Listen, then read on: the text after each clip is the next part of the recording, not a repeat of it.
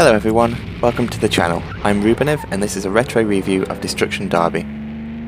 Released in 1995, published by Psygnosis and developed by Reflections, who you might remember went on to make the Driver games, Destruction Derby was hugely successful, spawning ports for pretty much every system going at the time. This version here is an original PlayStation copy. It comes in a double case despite having only one disc, which is a bit weird.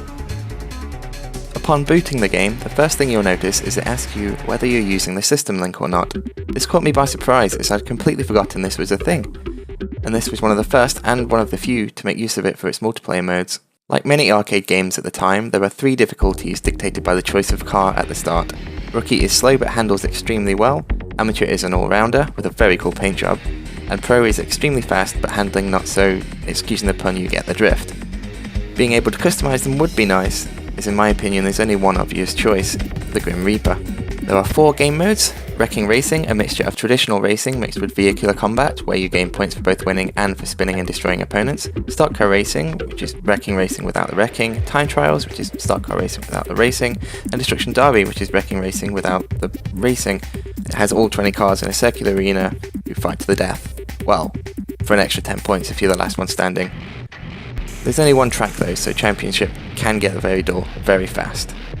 The game features 19 cars beside yourself on the track at any one time, and something I really like, the developers gave every one of them a character. Some are slow and hold the back of the track up, like L Driver, and others are completely psychotic, like the Optician and the Psycho. Each has its own unique livery and even a voice on the track. Speaking of tracks, there's some nice variety here. You've got traditional racing tracks like the Speedway and Ocean Drive. There's an arena called the Bowl, a city track called City Heat, and my favourites, Crossroads and the Cactus Creek, which are basically figure 8 tracks, and predictably these are the most chaotic due to the crossovers. Graphically, the game is pretty much what you'd expect for the era, its standout feature being the real-time damage engine. The camera angles are a little floaty, but do the job, and the debris flying off the cars during collisions is a nice touch. The music in the game gives it a surprisingly British feel, dating it immediately in the 90s with its choice of techno and electronic, which gives it a bit of character in my opinion, but it might not be to everyone's tastes. Now on to the important bit. How does it play? Now, I haven't used the D-pad to race in a while, and initially the handling was a bit of a shock to the system, but once I found a camera angle that worked for me, I got used to it pretty quick and grew to like it a lot.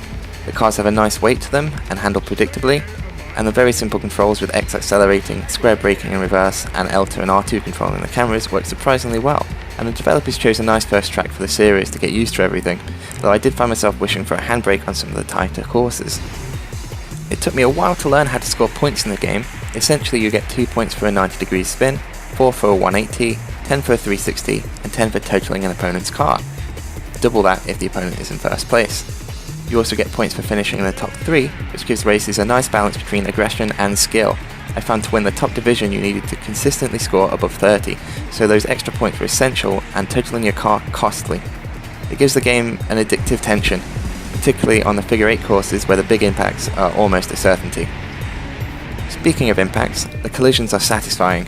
The physics are spot on for such an old game, and pulling off pit maneuvers and hitting opponents side-on spinning them 360 degrees is about as much fun as I've had in a racing game. The small size of the tracks was a conscious design choice, keeping the density of the cars high, and while I sometimes found them a little too consistently narrow, I think developers made the right choice. Rarely was I the only car on the screen, and if I was, the variety of AI meant traffic wasn't far away. It also meant an early pile-up didn't ruin the race, as the frontrunners will often find themselves hitting traffic from the back of the pack. Of course, this is a danger for yourself too, particularly if you're at the front of the pack, nursing a damaged radiator. It keeps races exciting until the end and adds real tension at times. Ultimately, I'm surprised by how well the game has aged, and I find myself hooked and playing for between 4 and 6 hours in the Championship mode, where I finished the game and was rewarded with a secret track, which was a little bit of a disappointment. It felt like a track that didn't quite make it into the core game, but I found myself forgiving the title as completing it was the most fun I've had with a racing game in a long time. So with that all covered, it's time to give it a score. For presentation, I give it a 7. Menus are a little rough around the edges, but ultimately what you'd expect for the time, and I really liked the attention given to the opponents. The characters are a very nice touch. For longevity, I give it a 6. I completed in about 4 to 6 hours, for some it could take a bit longer. Graphics, I give it also a 6. They're typical for the time, but handling 20 cars on the track is a feat worth mentioning. Sound, I really liked the 90s techno, collisions sound really good, and the engines sound meaty. It gets an 8.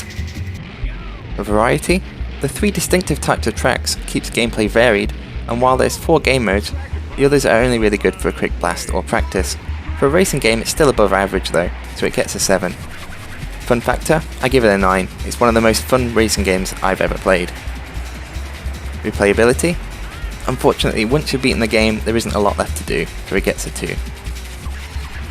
Collectability, my copy with a weird double disc case cost about £12 and could have been in better condition, but platinum copies are common and sell for about £4. It's not rare at all, but it is worth owning. It gets a 6.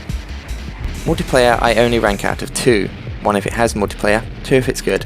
This is a 1.5. It has multiplayer, it requires a system link cable though. However, if you're lucky enough to find 19 other people with PlayStations and system link cables, it allows up to 20 players and has a few extra modes. Quite frankly, this sounds awesome, but it might be a bit difficult to achieve today. This brings Destruction Derby's total score to 52.5, a solid score let down by a lack of replayability.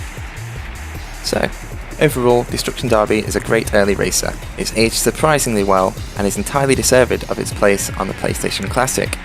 While it might not be the most valuable game to collect, if you like me and buy games to play them, and you enjoy racing games, it's definitely worth picking up. Thanks for watching. If you liked what you see, like and subscribe. Goodbye!